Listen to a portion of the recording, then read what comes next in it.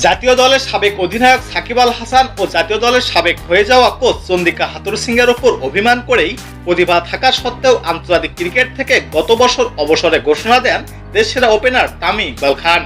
অভিমানী তামিমকে শান্ত করতে গণভবনে ডেকে আনেন প্রধানমন্ত্রী শেখ হাসিনা। প্রধানমন্ত্রীর অনুরোধে তামিম জাতীয় দলে ফেরেন।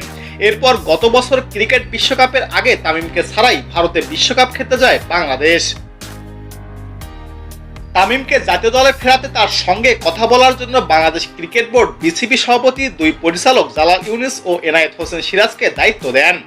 গতকাল তামিমের সঙ্গে সৌজন্য সাক্ষাৎ করেছেন জাতীয় দলের বর্তমান অধিনায়ক নাজমুল হোসেন শান্ত। জালাল ইউনুস ও শান্ত দুজনই তামিমের সাথে কথোপকথনে সৌজন্য বিনিময় ও ব্যক্তিগত আলাপরাজিতায় বলে মন্তব্য করেছেন। অধিনায়ক এবং বোর্ড পরিচালক বলেন, আমরা তার সাথে তার ক্রিকেট প্ল্যান নিয়ে কথা বলেছি, একটা জায়গায় এসে আলাপ আলোচনা শেষ করেছি। আমাদের মিটিংয়ের আউটকাম বোর্ড প্রেসিডেন্টকে জানানো হয়েছে।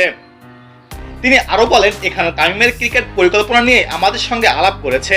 কি আলাপ হয়েছে এটা বলা সম্ভব নয়, এটা তামিম ও বোর্ড সভাপতির সঙ্গে আলাপ আলোচনার পর আপনাদের জানানো হবে।